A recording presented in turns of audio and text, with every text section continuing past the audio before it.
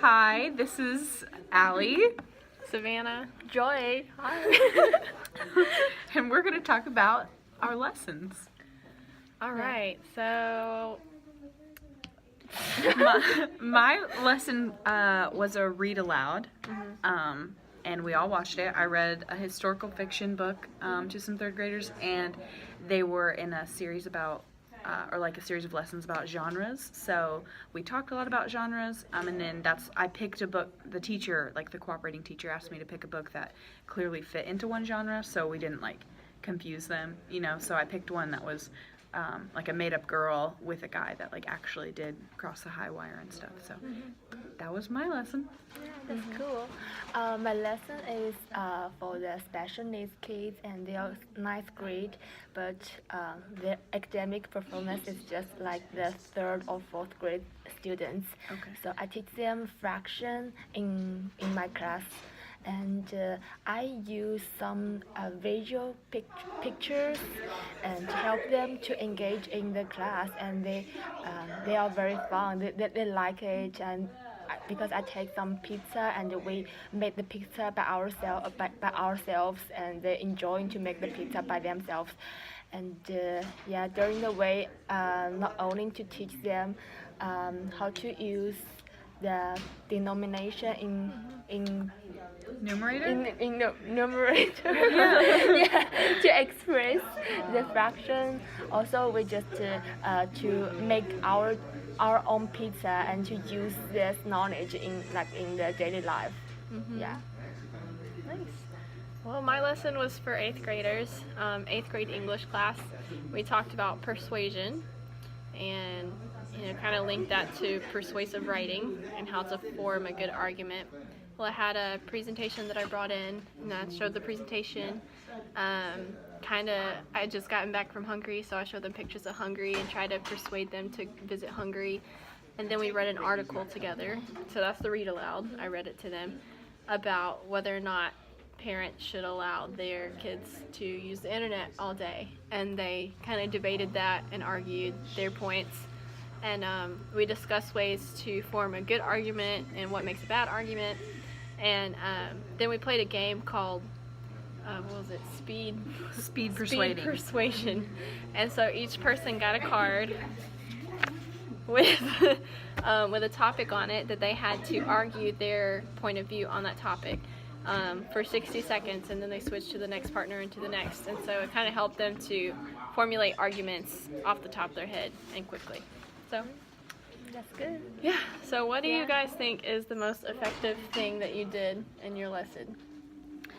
I think that I did a good job front-loading them at the beginning, and talking about just kind of engaging them in a discussion about the genres to make sure that they understood what we were about to do, and that they could clearly identify if they couldn't already, so just checking kind of where they were at, little informal assessment, and I think that it helped raise interest in the book, and then also just provided good focus after that, because they were engaged and ready to listen. So in my lesson, I take the pictures of the pizza, and we just cut the pizza together and put the topping on the pizza and help the kids to engage. When they learn how to divide the pizza to others, they know how to use the fraction to express this number, and they know what is fraction and how to use it. So they feel very happy to use it during this way. It was really good. It was good for them to have something hands-on that they can actually touch and Yeah. see it. I'm sure that helped them stay focused too. Also. And I like how yours, you said you didn't know them very well yet, and so whenever they were answering your questions, you had them say their name, and then you're like, "Oh, Carla, great, okay, thanks, Carla." That's a good idea, because I'm terrible at remembering students' names, and then they call me on it, and I'm like, I'm trying. So that was good. What about you? The most effective thing I did, I think, was the game, and I actually found that online. It wasn't my original idea, but it was cool because like with Dr. Martin, like always like trying to help students think critically, I think that really helped, and they were able to like formulate their thoughts and like actually have their ideas for their arguments, and it created like some good discussion. Yeah. Like I feel like afterwards we felt closer as like a class and as a group, because we were all, you know, some people disagreed, but they were still like super respectful and like listened to the other people, and I was able to like moderate or be the mediator between people and kind of like throw in new questions and ideas. But I feel like we felt closer like as a class because really we were good. able to talk with our ideas.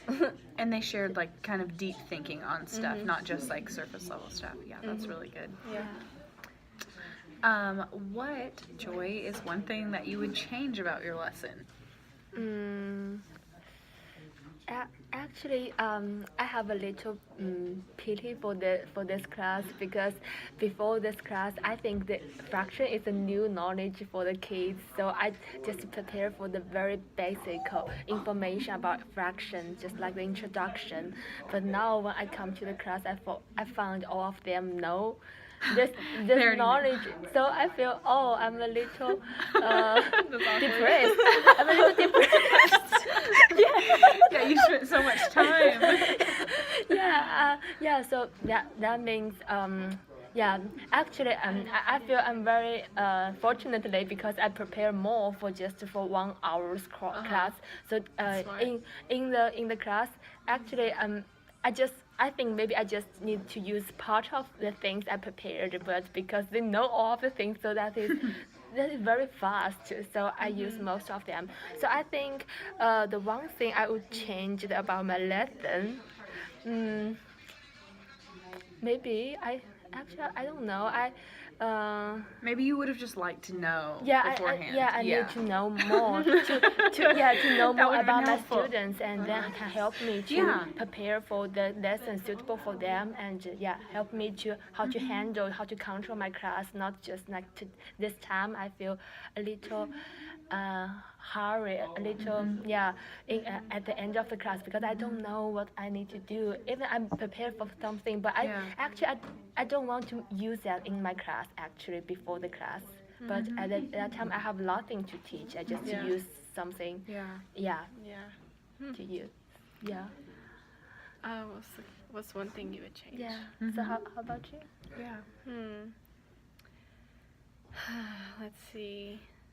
Well, I think there was one thing. It wasn't necessarily, I guess, my lesson, but there was one student during the class, and I've seen him like with the teacher before. He likes to blurt out randomly.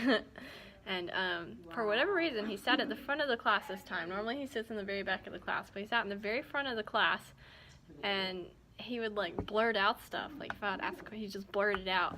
Or like even inappropriate stuff. It's like, why are you saying that? That has nothing to do with what we're learning.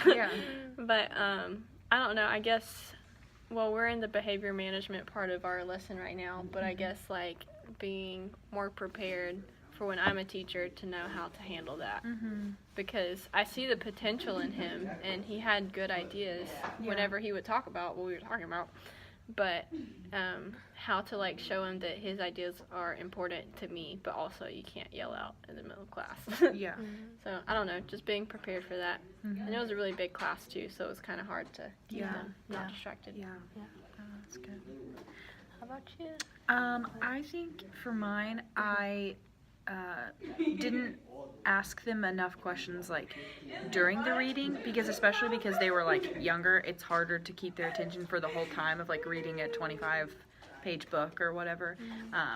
And so I think I would have liked to kind of stop and ask them, like, check what they were thinking and just like see where they were instead of just straight reading it, because it's just a long time of me talking for them to just like stay focused instead of, and also then you kind of miss out on some good conversation because they're not going to remember everything at the end that maybe they would have liked to say during it. So yeah.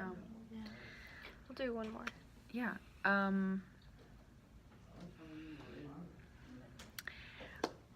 Savannah? Yeah.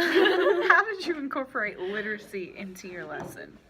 Well, I went the read aloud route. Okay, good. So I was like, I have an 8th grade class. What am I going to read aloud to them? Because that's kind of awkward to me, honestly, just standing there reading to them.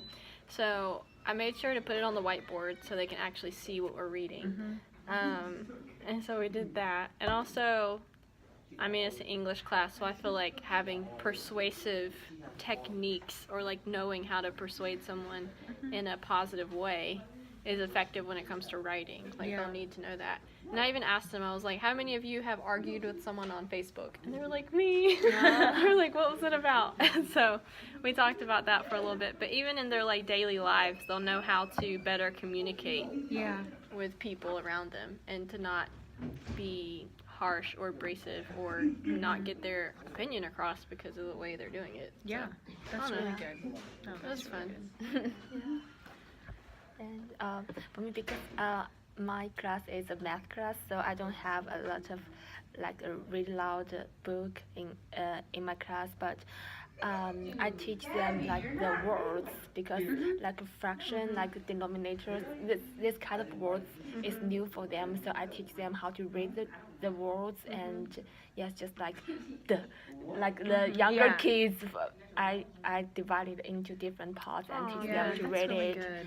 Yeah, and then I tell them the definition about this word and this word, and show them the picture, how to use how to connect with the words with some visual picture, and help them to know what's the meaning of these words.